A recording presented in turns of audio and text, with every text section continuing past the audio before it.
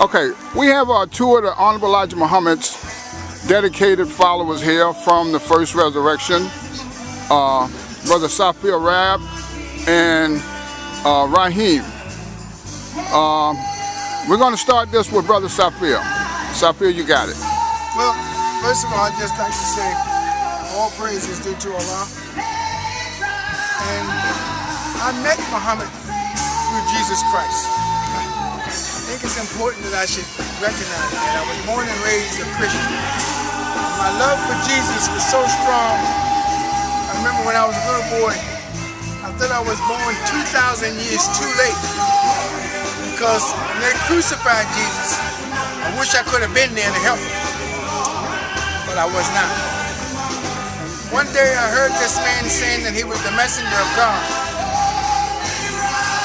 But he spoke a strange language. He used the term Allah as God. He said he was his messenger and he was sent for the salvation of our people. I didn't have any knowledge of that language before. So I looked at the man and I saw that nobody followed him but to reject it and to despise. I saw that the powers to be was against him. I saw that the elite of his own people was against him. And those who followed him, he said, could not follow him unless they did right. You could not smoke, you could not drink, you could not be messing with women that was not your wife, and you had to do right in helping him with the mission to help uplift his people. So when I put it together, I said, look, I don't know if this man is the messenger of God or not. But everything he's saying points to everything I know of all the prophets of old. So I said, I'm going to give it a try. And I did. That was 42 years ago. And to this day, I'm still on that same mission. He said, up you mighty nation. You can accomplish what you will. And I believed him. He told me that the knowledge that he was teaching was the knowledge from God. I was a young college student studying engineering. He said it was the devil's knowledge. So I quit that, studying that knowledge and started studying him. I said, who want to learn devil knowledge when they can learn God's knowledge? And here I am today.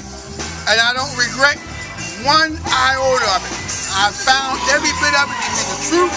I find him to be a profound social reformer dedicated to the upliftment of our people, and I'm still carrying on that mission to this day. Thank you. Brother Safir. Yes, sir. I would like to ask you, as a serious follower of the Honorable Elijah Muhammad who was there with him, what is your view today on moral character? Moral character? Yes.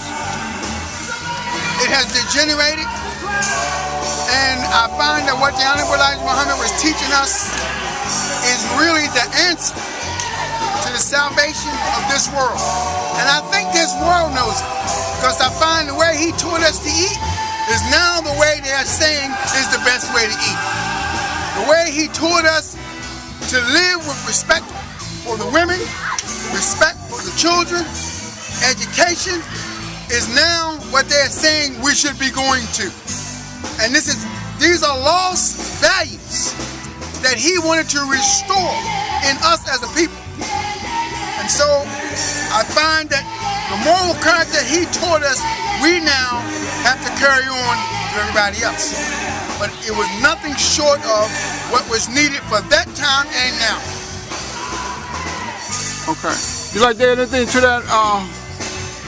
Yeah. Or would you like to call, give a question or comment to Brother Safir?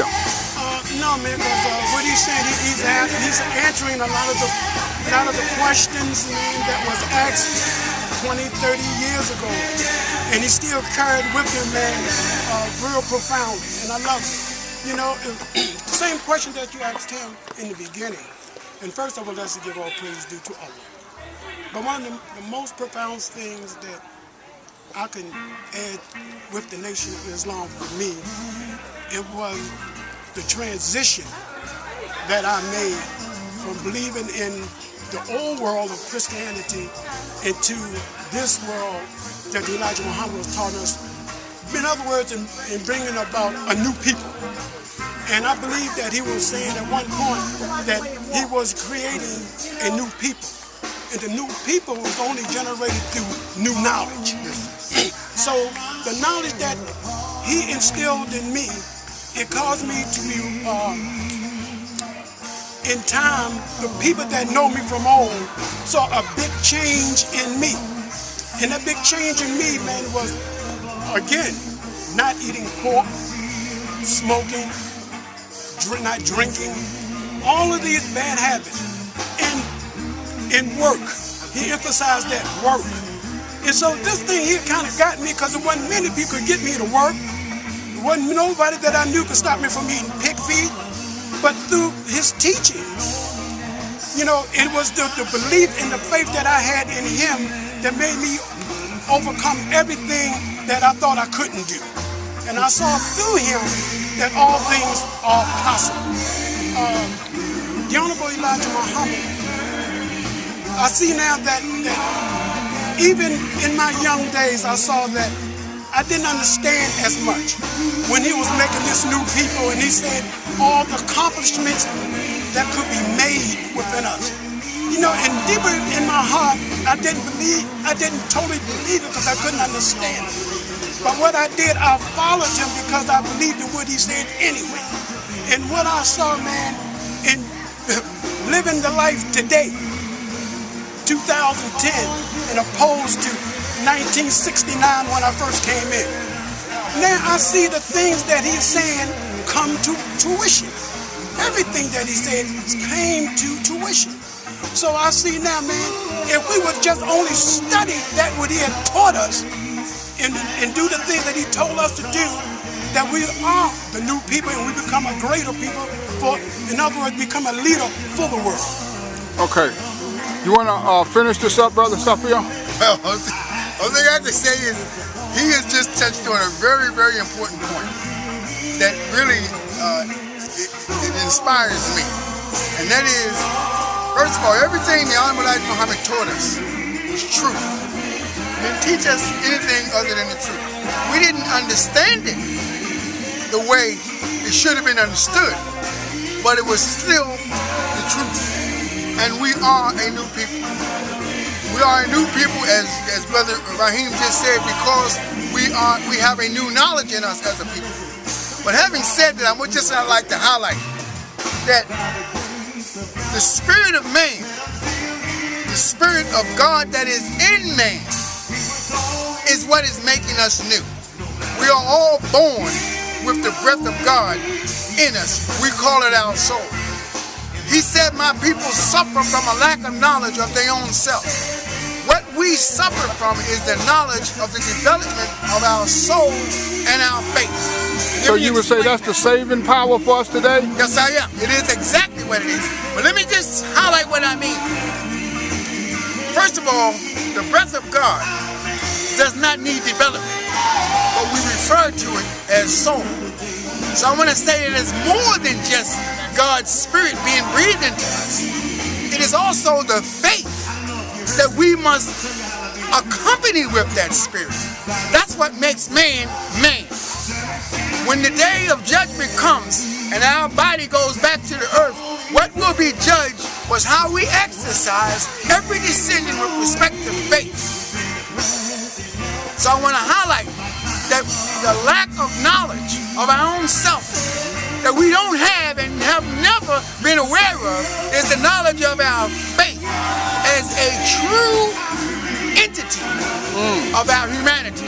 It's not something to put up and put down. It's not something we can afford to do without. I remember when I was a young man, I used to say, I'm going to wait until I get old and I'm going to get the Holy Ghost and go to church so I can go to heaven.